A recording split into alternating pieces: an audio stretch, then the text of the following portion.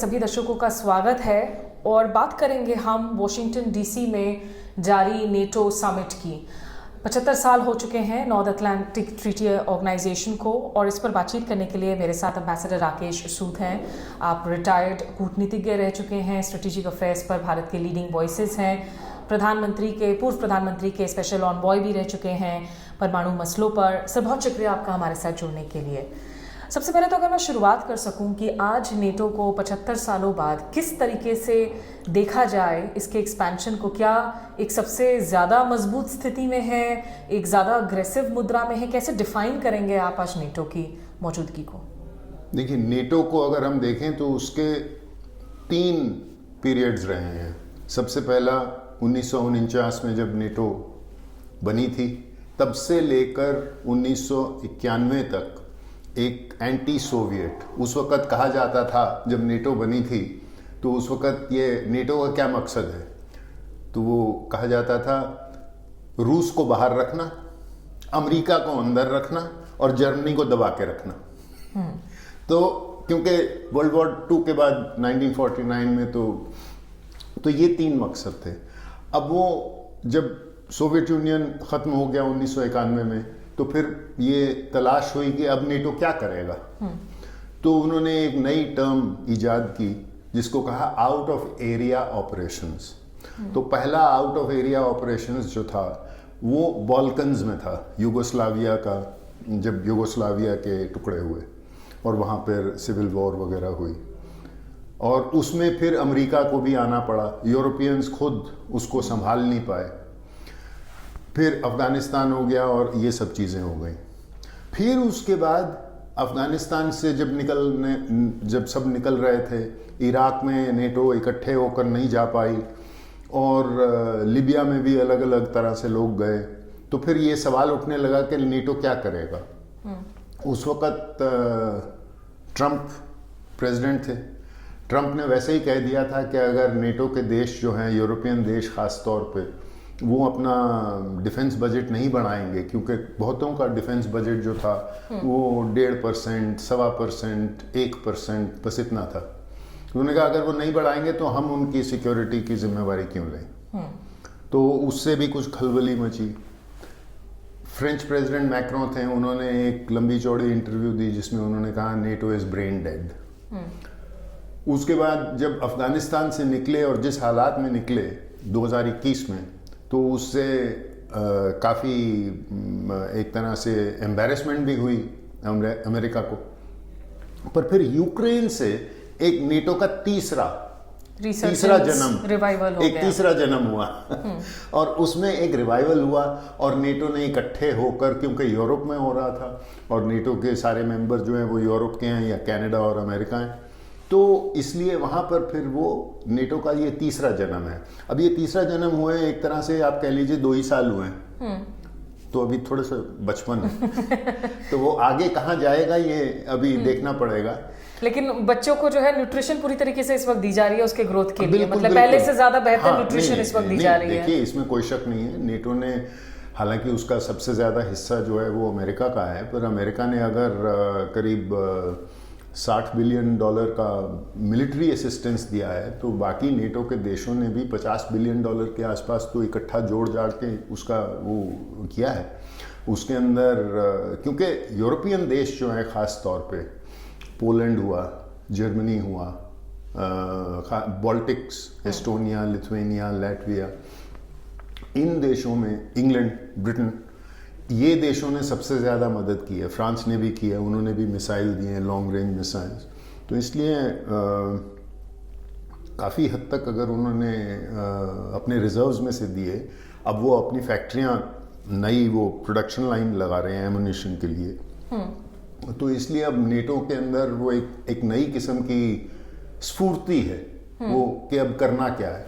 और जैसा हमने देखा, फिनलैंड और स्वीडन, 2 देश जो through out the cold war वो न्यूट्रल रहे हैं, उससे पहले से भी न्यूट्रलिटी उनकी एक पॉलिसी थी, वो दोनों देश यूक्रेन के हमले के बाद वो दोनों ने नेटो ज्वाइन किया है। तो इस वक्त नेटो जो 12 देशों से शुरू हुआ था 1949 में, और जो 16 देश थे जब सोवियत यूनियन टूटा।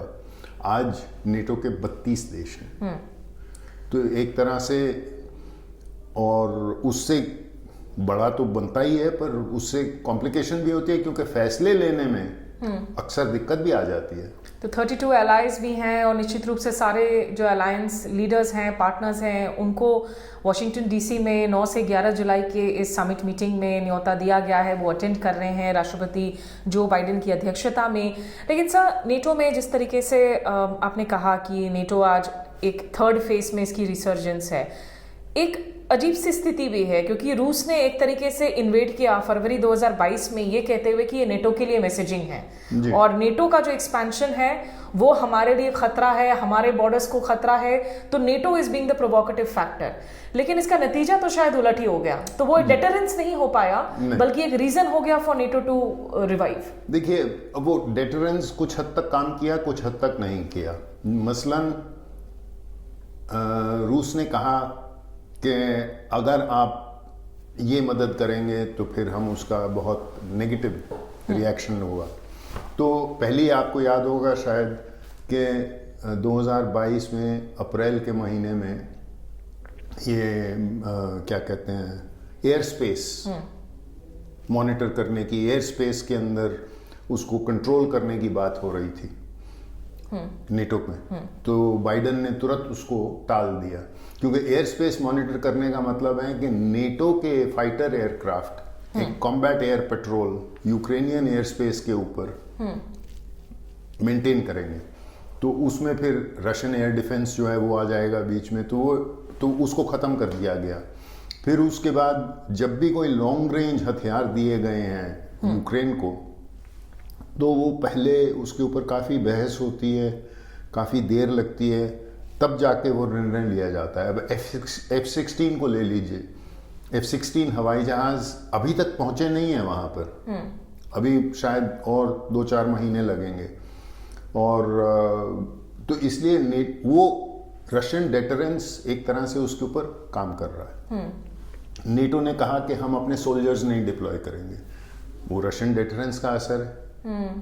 तो ये सारी चीजें हैं। दूसरी तरफ अमेरिका की तरफ से एक डेटरेंस है कि आप न्यूक्लियर वेपन्स नहीं इस्तेमाल करेंगे। नेटो के सेक्शन 5 पर क्या असर पड़ा है इसका? नहीं, सेक्शन यूक्रेन नेटो का हिस्सा तो है नहीं। तो एक तरह से आर्टिकल 5 जो है वो तो उस पर लागू नहीं होता है ना।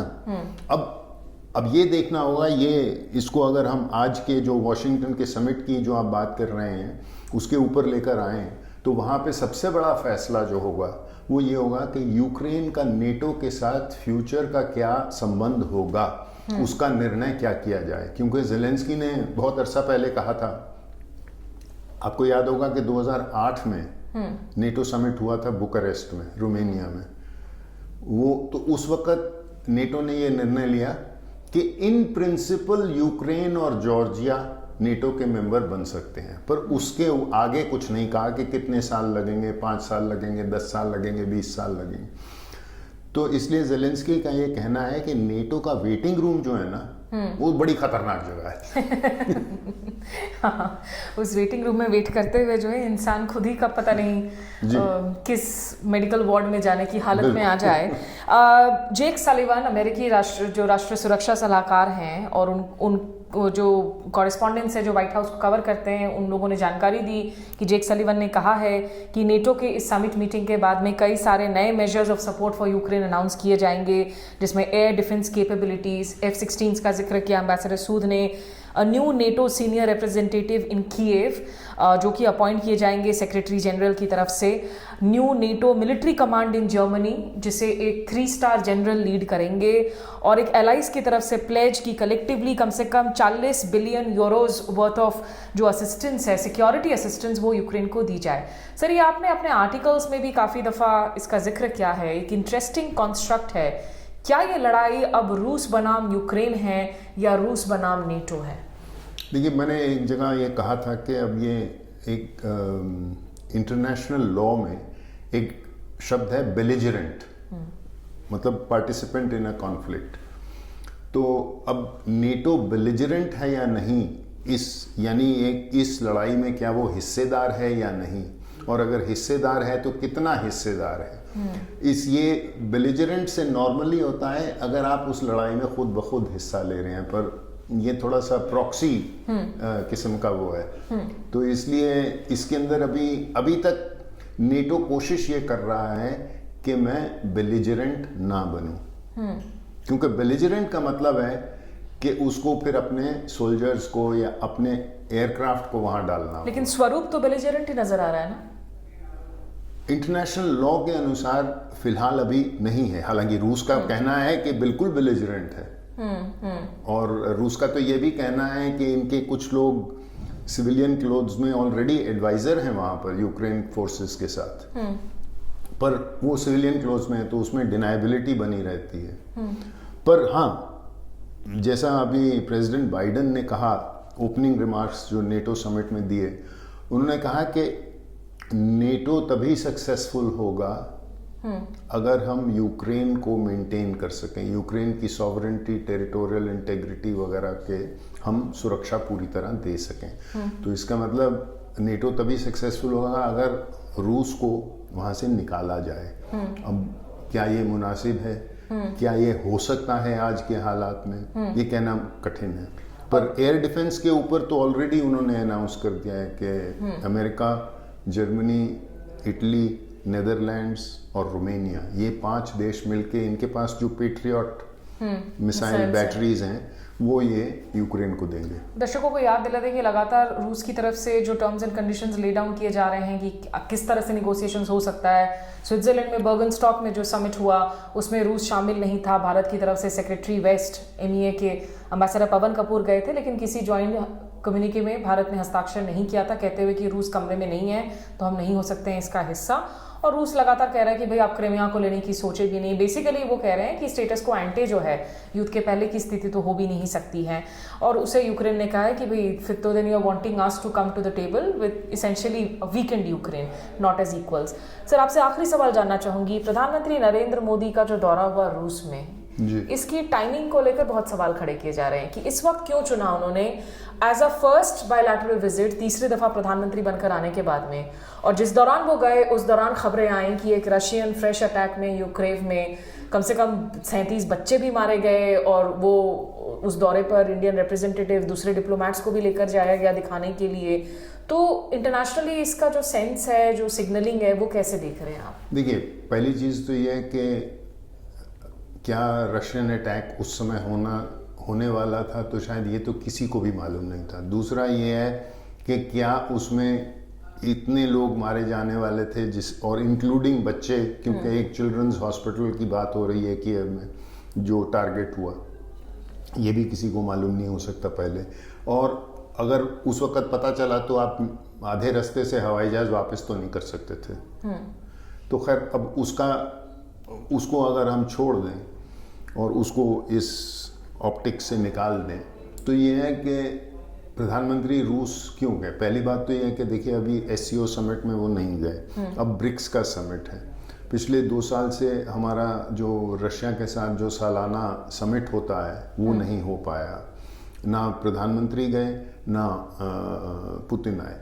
तो इसलिए एक तरह से आज के हालात में जब रशिया से हम इतना तेल खरीद रहे हैं, हमारी एक ऑयल की ट्रेड रिलेशनशिप जो है वो इतनी बढ़ गई है, वो आज तक कभी इतनी नहीं थी।